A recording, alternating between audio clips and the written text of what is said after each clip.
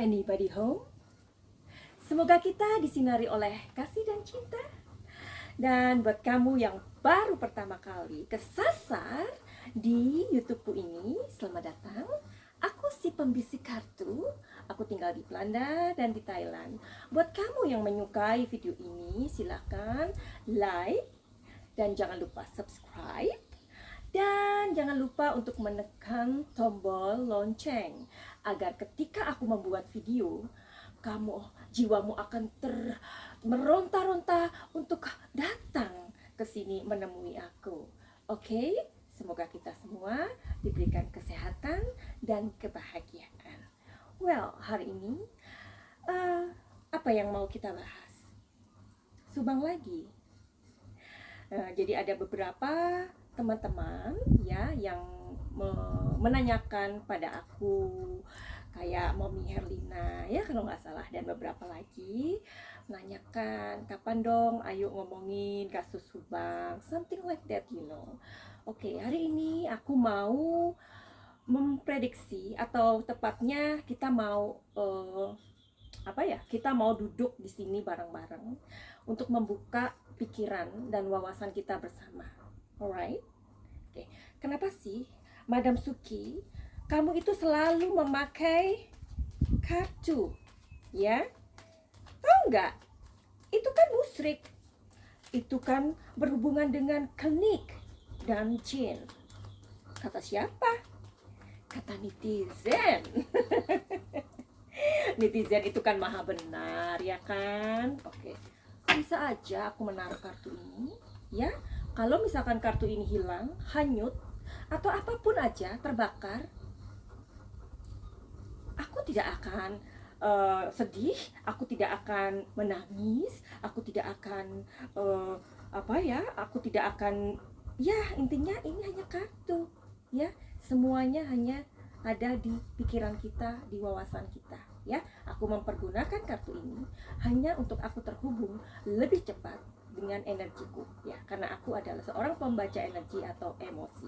Well, jadi aku bisa aja lain kali untuk menaruh atau tidak menggunakan kartu-kartu ini, doesn't matter, but aku hanya ingin bertanya, kamu sukanya yang gimana, ya? Oke.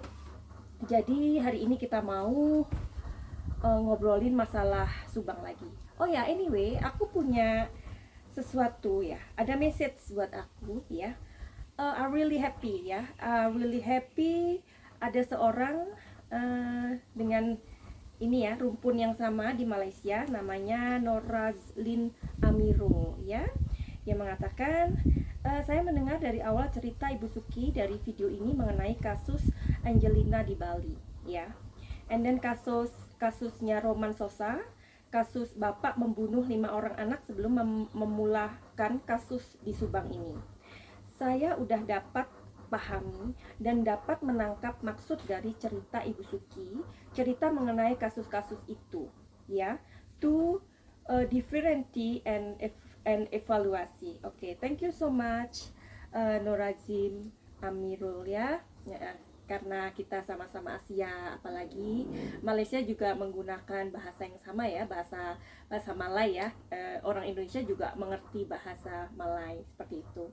Jadi aku sangat bahagia sebenarnya hari ini, karena ada mungkin 1-2 orang atau mungkin beberapa orang lagi yang sebenarnya menangkap message dari video aku yang dari awal ya, karena kasus ini sangat, memang aku lihat rumit ya. Oke, nanti aku akan lihatkan kan kabarnya polisi sudah melibatkan beberapa orang untuk menggunakan lie detector ya kan, atau tes kebohongan atau poligraf ya. Jadi alat lie detector itu memang bukan sebuah alat untuk main-main ya, karena kita tahu bahwa alat itu adalah untuk mengukur atau memperjelas respon tubuh ya, detak jantung, perubahan suhu tubuh ya, denyut nadi ya, terus pola nafas kita. Juga untuk melihat perubahan pupil gitu ya. What? Upil? Nah, siapa tuh yang bilang? Pasti si Bambang. Bukan Upil Bambang, tapi Pupil. Oke, dilanjutkan. Nah, jadi respon-respon tubuh itu juga perubahan kulit ya, itulah yang dilakukan oleh lie detector untuk melihat orang tersebut berbohong atau tidak ya. Begini, aku kasih tahu dulu, mungkin apa yang aku katakan ini tidak langsung atau to the point ya, karena aku adalah seorang penulis novel ya. Aku punya 3 buku. Yang kepo silahkan melihat video-videoku sebelumnya, right? Jadi untuk seorang penulis itu apa ya? Kita ini kan kreator juga ya, kreator video gitu loh, atau kreator YouTube seperti itu. Eh, Masing-masing orang mempunyai sesuatu dalam diri mereka untuk apa ya, untuk menampilkan ciri khas mereka, same like me gitu. Jadi jika kalian bosan ya, jika kalian pikir terlalu too much talking atau berbelit-belit, silahkan ya, you can leave me, okay? And then buat kalian yang masih stay with me, aku appreciate banget, thank you so much pokoknya. Dan aku tuh pengen ya kalau ada waktu tuh merespon kalian, tetapi kalau ada waktu aku akan merespon, jika tidak aku minta maaf ya, karena aku juga punya pekerjaan lain, yaitu ada konsultasi dan healing something like that, dan kadang juga aku menulis. Oke, kita mau membahas tentang lie detector ya. Terus ada yang tanya barangkali ya, ada yang kepo, gimana nanti hasilnya dari lie detector itu, apakah itu bisa cepat atau bagaimana. Nah, aku melihat sebuah energi di sini karena ada kartu yang sudah aku buka. Oke. Jadi sebelumnya aku di sini sangat menghargai penyelidikan, ya, menghargai kerja keras polisi-polisi Indonesia. Bagaimanapun, meskipun aku tinggal di 2 negara, yaitu di Belanda dan Thailand, aku sangat mencintai negaraku Indonesia. Ya, makanya mungkin video aku ini sedikit lama atau video-video yang lalu sedikit lama, karena sebenarnya aku pengen membagi atau men-share apa yang aku tahu seperti itu ya. Tidak ada sebuah keuntungan, atau maksudnya tidak ada sesuatu yang aku mau sok tahu atau aku mau mendahului penyelidikan ini, enggak sama sekali ya. Nah, di sini aku melihat ada slowing down ya, dan aku melihat di sini understanding. Dan di sini aku melihat kartunya the outsider.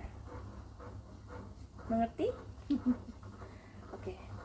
Jadi kasus ini atau penggunaan lie detector di sini masih mungkin masih butuh pertimbangan ya. Kamu yang sudah melihat video aku dari awal, pasti kamu mengerti ya. Karena kasus ini memang tidak mudah. Aku melihat patron yang sulit sebenarnya, tapi nanti mudah-mudahan aku bisa buka ya kenapa ya. Dan di sini ada understanding, di mana si pelakunya atau orang yang terlibat ya di sini ini masih abu-abu. Kita nggak tahu siapa. Bahkan dengan menggunakan alat ini masih belum cukup untuk menggali atau membuat satu apa ya, satu apa satu hal, jadi belum bisa untuk memberikan sebuah hasil ya. Karena di sini ada the outsider, berarti orang atau pelaku atau orang yang melakukan itu masih di luar. Jadi Madam Suki, kapan prediksinya, ada pertanyaan juga, kapan prediksinya hasil itu diumumkan? Kalau kamu tanya seperti itu, aku tidak mau menjawab. Oke, kenapa? Karena pembacaan sebagai reader tarot ya, pasti mereka setuju dengan aku. Reader tarot itu adalah orang yang membaca energi juga, energi ya terutama ya. Apa yang akan terjadi, apa yang sebelumnya terjadi, mereka bisa membaca itu ya, kondisinya, situasinya ya. Bagi kami menghargai sebuah pekerjaan atau kami menghargai sebuah peraturan, itu aja. Karena untuk pembacaan kartu seperti ini tidak semudah membaca ternyata. Ada efeknya. Mau tahu efeknya?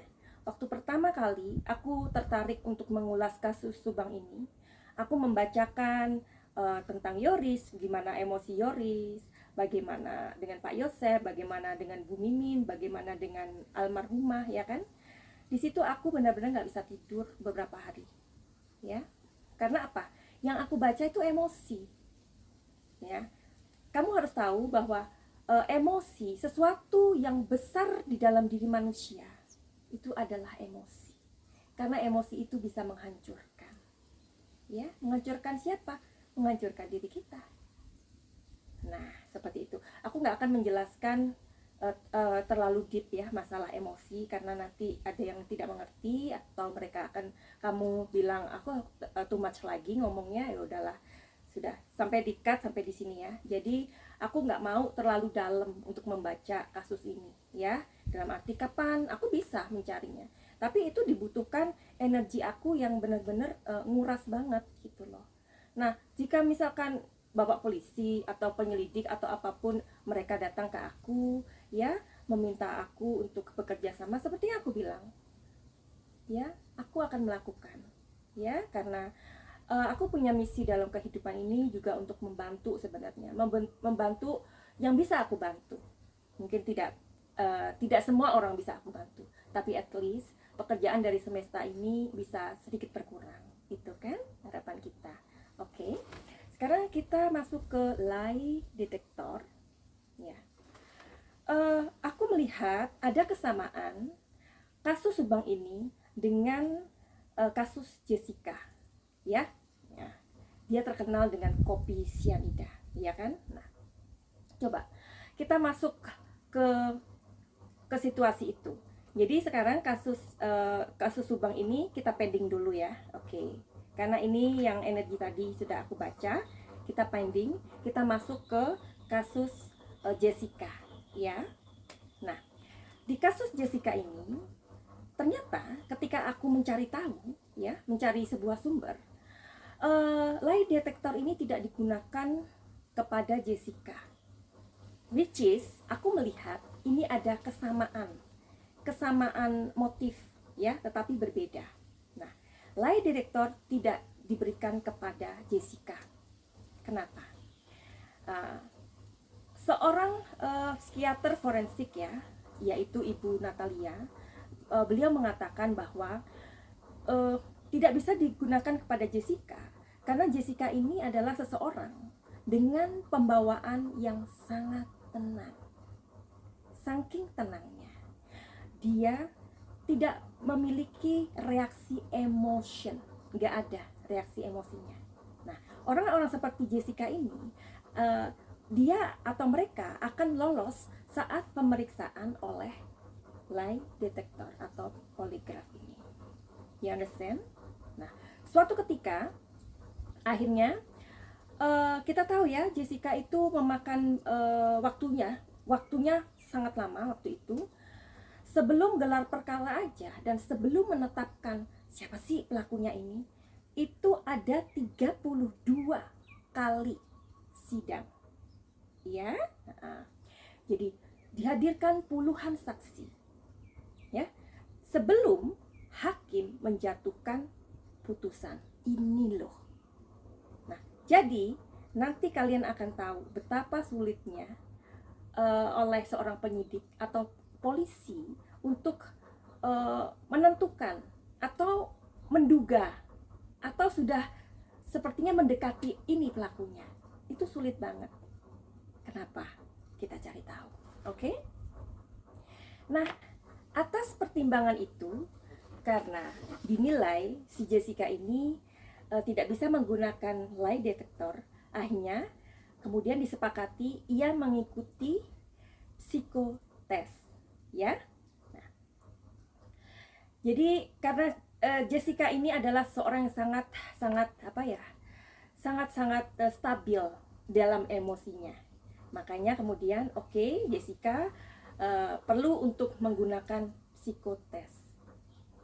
Di dalam psikotes inilah ya, kemudian para orang yang berkompeten ya kan, mungkin ya pasti melibatkan psikolog ya, psikolog forensik dan bla bla bla lainnya ya, orang-orang yang benar-benar ada pada bidangnya ya.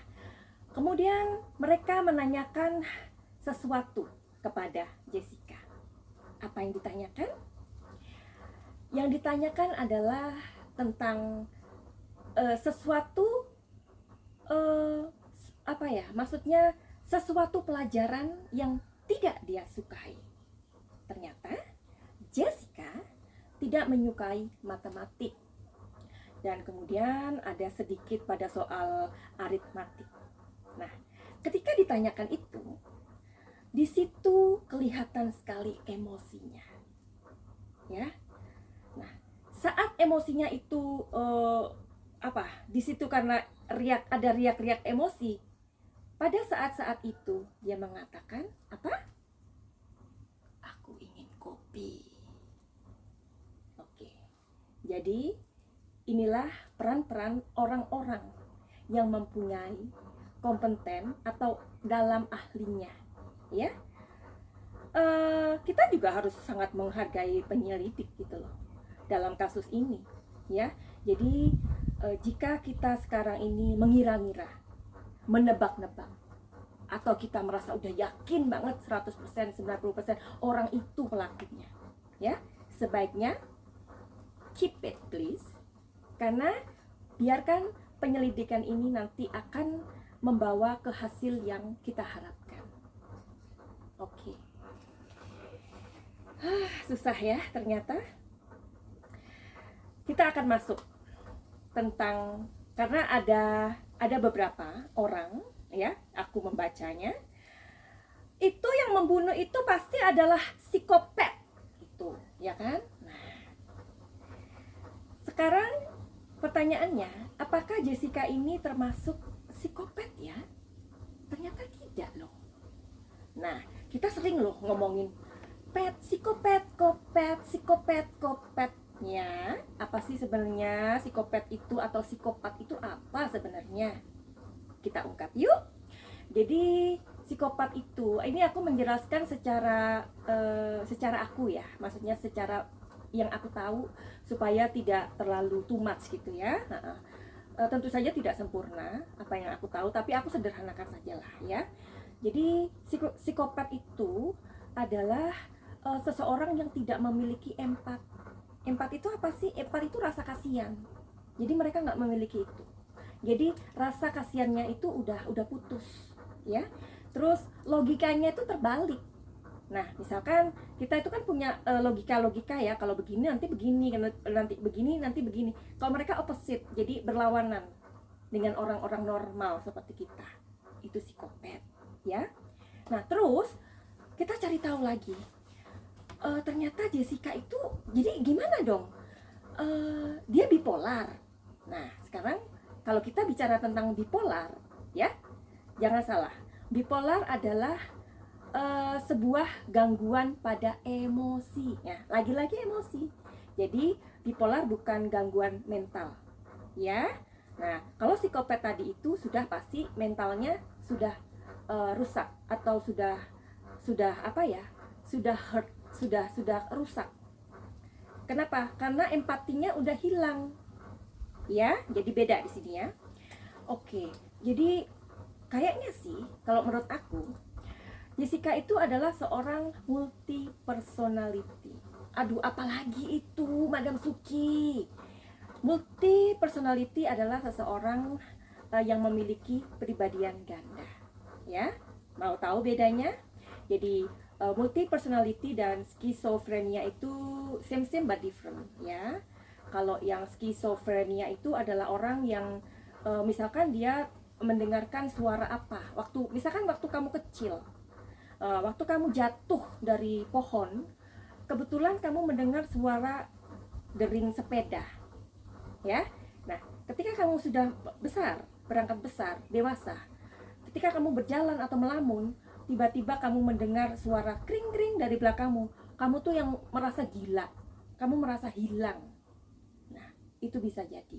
Jadi kalau skizofrenia juga tidak diobati dengan benar, ini juga akan sangat-sangat berbahaya, ya. Karena seperti video aku yang pertama, ada seorang bapak yang membunuh 5 anaknya di Amerika, ya. Ternyata setelah di kasusnya ini lebih dalam lagi, dia ini menderita skizofrenia yang sangat parah. Oke, kita kembali ke multi personality. Jadi seorang yang memiliki kepribadian ganda ini, dia adalah orang yang banyak sekali seperti ia mendengar orang yang bercakap-cakap di dalam pikirannya. Nah, seorang yang mempunyai kelainan multi personality ini, ya, dia kalau sudah parah, ya, atau kalau alter egonya dia sudah mengambil alih, orang tersebut tidak bisa membedakan mana nyata dan mana tidak, ya. Jadi di sini harus dikasih stabilo, oke? Kemudian contoh seorang yang dia memiliki multi personality, seorang ahli komputer, ahlinya kan, namanya juga ahli, ya. Ketika alter egonya mengambil alih pikirannya, ia sama sekali lupa, tidak bisa menggunakan komputer at all. Atau seorang dokter, ketika alter egonya mengambil alih dirinya atau pikirannya dia, ia nggak tahu caranya gimana ya caranya untuk mengambil atau menggunakan pisau bedah, something like that. Nah, inilah kondisi orang yang mengalami pribadi ganda. Bahkan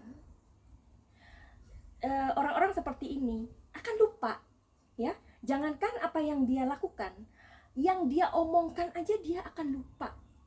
Nah, jadi mudah-mudahan dari sini, dari pembicaraanku ini, mohon banget ya, jangan di politisi. Ya, aku di sini hanya ingin membantu untuk mengurai sebenarnya. Mungkin nggak sih nanti kecenderungannya ke situ? Karena aku melihat, ya, emosi ke arah itu yang aku lihat, ya.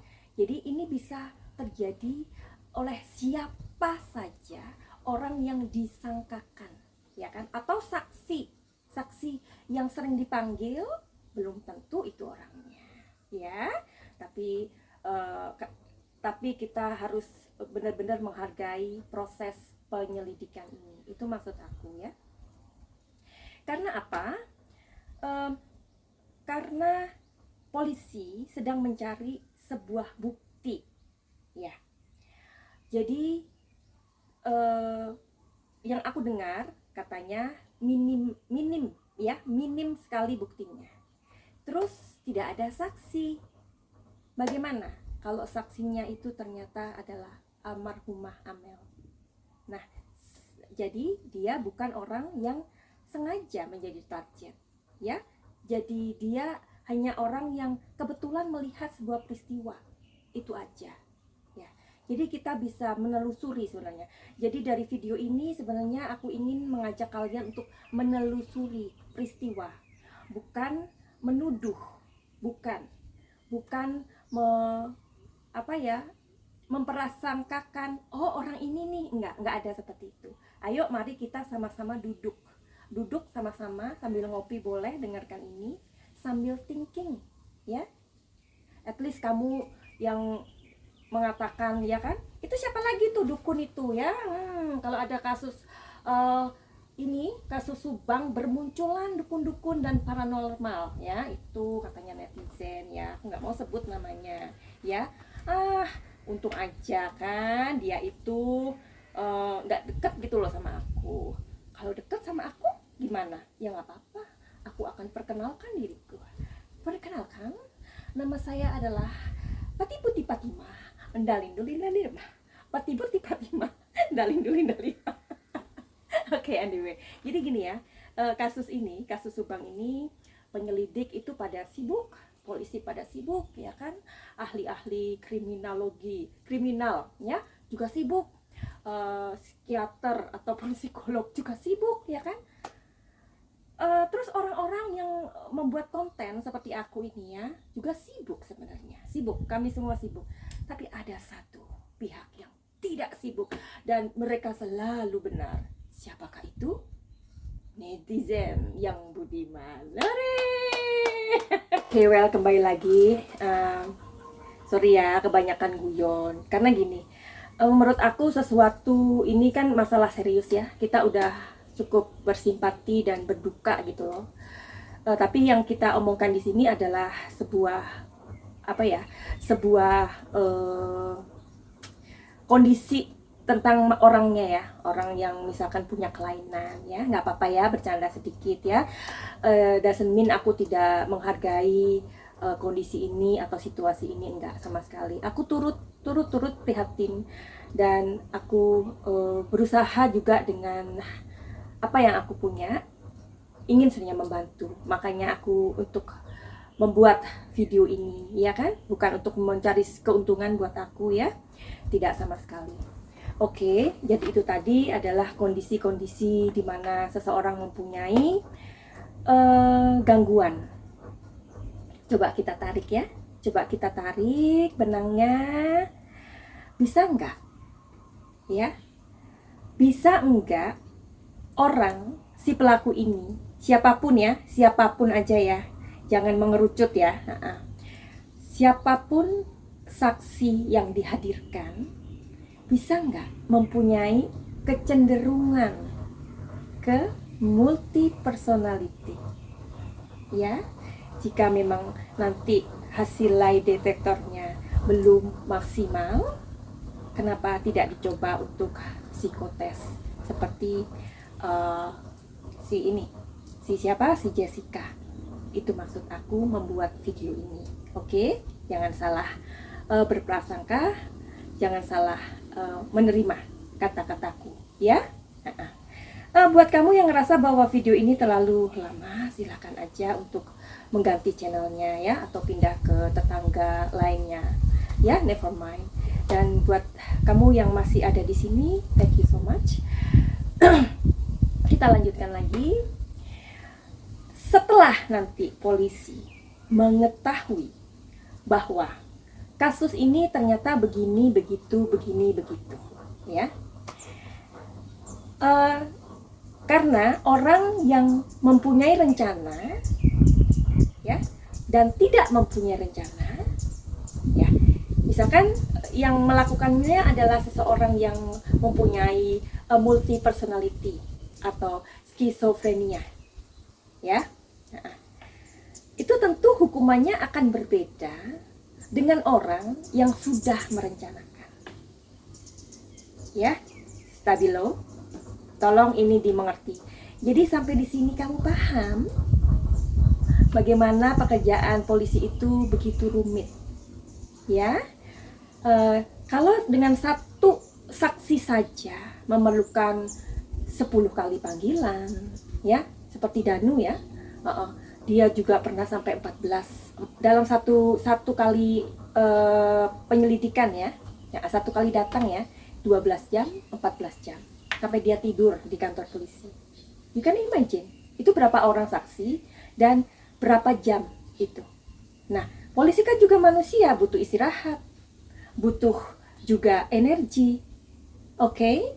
Nah, jadi sampai di sini kalian paham bahwa begitu sulitnya polisi itu menetapkan ini loh yang disangkakan, atau mendekati ini loh pelakunya, seperti itu. Oke, aku rasa begini aja, begitu saja. Next time disambung lagi, oke, dengan cerita yang berbeda. Anyway, buat kamu yang memiliki masalah dengan kehidupan ini ya, karena kehidupan ini penuh dengan masalah ya, Cin ya, pastinya. Tetapi setiap orang punya masalah itu memang nggak bisa dihindari, tapi paling nggak kita mempunyai jawaban dan solusi, begitu ya. Jadi buat kamu yang mempunyai masalah dengan emosi kalian ya, seperti tadi aku bilang ya, bahwa sesuatu atau power terbesar yang bisa menghancurkan manusia itu adalah emosi. Nah, bicara mengenai emosi, coba lihat, scroll ke bawah ya, lihat tuh. Nah, di situ ada banyak kan itu komennya netizen ya kan. Kamu bisa mengenali, mulai sekarang belajar netizen yang memiliki apa itu namanya lontaran-lontaran apa jawaban-jawaban atau komentar-komentar yang bagaimana kamu bisa mengenali sekarang ya. Kenapa aku tahu? Karena kebetulan Digo adalah seorang Chinese dokter atau dokter akupunktur ya. Jadi dia adalah seorang penulis juga seperti aku. Tapi dia nulisnya itu serius ya, tentang makanan-makanan yang sehat. Dan dia adalah juga seorang guru Zigong seperti itu ya. Jadi kami adalah orang-orang yang bekerja memang untuk untuk mengenal energi seperti itu. Jadi ada baiknya jika kamu mempunyai masalah-masalah seperti aku tadi bilang, silakan untuk membooking waktu aku, menanyakan, ataupun kamu mempunyai masalah apa saja ya. Begitu aja kira-kira. Finally, Zen and Light. Salam Jaya.